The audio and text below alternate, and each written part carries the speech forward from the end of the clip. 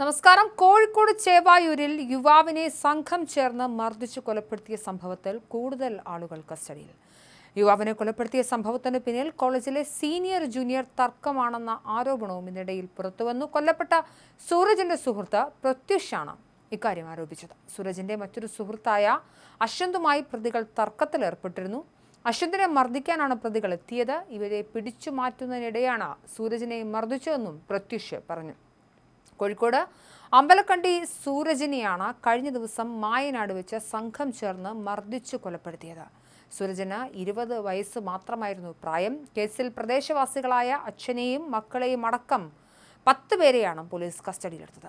ചേവായൂർ പോലീസാണ് പ്രതികളെ കസ്റ്റഡിയിലെടുത്തത്. ഇവരെ ചോദ്യം ചെയ്യുകയാണ്. ചെലവൂർ പെരയോട്ടിൽ വിജയ് മനോജ് ഇവരുടെ പിതാവ് മനോജ് കുമാർ എന്നിവരാണ് കേസിലെ പ്രധാന പ്രതികളെന്നും പോലീസ് പറയുന്നു. ഇവരുടെ വീടും വാഹനങ്ങളും ഒരു സംഘം അടിച്ചു തകർത്തു. കണ്ടാലറിയാവുന്ന 15 പേർക്കെതിരെയും പോലീസ് കേസെടുത്തിട്ടുണ്ട്. ചാത്തമംഗലം SNES കോളേജിലെ സീനിയർ ജൂനിയർ വിദ്യാർത്ഥികൾ തമ്മിലുണ്ടായ നിസ്സാര തർക്കമാണ് കൊലപാതകത്തിൽ കലാശിച്ചെന്നാണ് സൂരജിന്റെ സുഹൃത്തുക്കൾ പറയുന്നത്. കോളേജിലെ വിദ്യാർത്ഥികളായ അശ്വന്തും കസ്റ്റഡിയിലുള്ള മനോജ് കുമാറിന്റെ മക്കളും തമ്മിലാണ് നേരത്തെ തർക്കമുണ്ടായിരുന്നത്. പ്രതിയായ വിജയ് മനോജ് അശ്വന്തിനെ നിരന്തരം ഭീഷണിപ്പെടുത്തുകയും ചെയ്തു.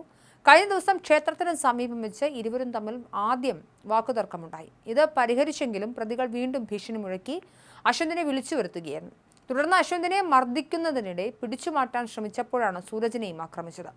വിജയ് മനോജിന്റെ അച്ഛൻ മനോജ് കുമാറും സംഘത്തിൽ ഉണ്ടായിരുന്നു. അദ്ദേഹം സംഘർഷത്തിൽ ഇടപെട്ടു. എല്ലാം തല്ലി തീർക്കണമെന്നാണ് മനോജ് കുമാർ ഭീഷണി മുഴക്കിയത്. ഇവരുടെ തർക്കത്തിൽ സൂരജാണ് ഇരയായതെന്നും സുഹൃത്തുക്കൾ പറഞ്ഞു. ഇന്നലെ രാത്രി 2 മണിക്കാണ് സംഭവം. പാലക്കോട് വെച്ച് ക്ഷേത്രോത്സവത്തിന് എത്തിയതായിരുന്നു സൂരജ്. അതിനിടെയാണ് ആക്രമണം ഉണ്ടായത്. ആദ്യം നാട്ടുകാർ ഇടപെട്ട് പിരിച്ചുവിട്ടെങ്കിലും പിന്നീട് വീണ്ടും മർദ്ദനം തുടരുകയായിരുന്നു. വിജയ് SNSE കോളേജിലെ 2ാം വർഷ ബിരുദ വിദ്യാർത്ഥിയാണ്. അതിനിടെ സൂരജിന്റെ മരണവിവരം അറിഞ്ഞ് സംഘടിച്ചെത്തിയവർ മനോജിന്റെ വീടിന് നേരെ ആക്രമണം നടത്തി. വീടിന്റെ വാതിൽ ചില്ലുകളൊക്കെ തകർത്തു. വീട്ടുമുറ്റത്തുണ്ടായിരുന്ന കാറും ബൈക്കും അടിച്ചു തകർത്തിട്ടുണ്ട്. പുലർച്ചെയായിരുന്നു ആക്രമണം. അതേസമയം സൂരജിന്റെ മരണം ശ്വാസം മുട്ടിയാണെന്ന പോസ്റ്റ്മോർട്ടം റിപ്പോർട്ടിന്റെ പ്രാഥമിക വിവരങ്ങളൊക്കെ പുറത്തു വന്നിട്ടുണ്ട്. കഴുത്തിൽ മർദ്ദനമേറ്റതിന്റെ ആഘാതത്തിൽ ശ്വാസം മുട്ടൽ ഉണ്ടായി.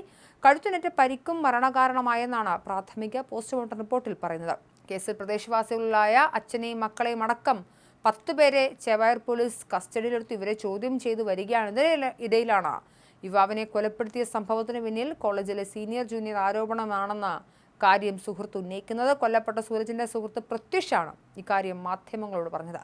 സൂരജിന്റെ മറ്റൊരു സുഹൃത്തായ അശ്വന്തുമായി പ്രതികൾ തർക്കത്തിലേർപ്പെട്ടിരുന്നു. അശ്വന്തിനെ മർദ്ദിക്കാനായാണ് പ്രതികളെത്തിയത്. ഇവരെ പിടിച്ചു മാറ്റുന്നതിനിടെയാണ് സൂരജിനെ മർദ്ദിച്ചതെന്നും പ്രത്യുഷ് പറഞ്ഞു.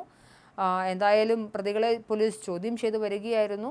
കേവലം സംസാരിച്ചു തീർക്കാമായിരുന്ന ഒരു വിഷയമാണ് അത് വലിയ ആക്രമണത്തിലേക്കും ഒരു കൊലപാതകത്തിലേക്കും കടന്നത്.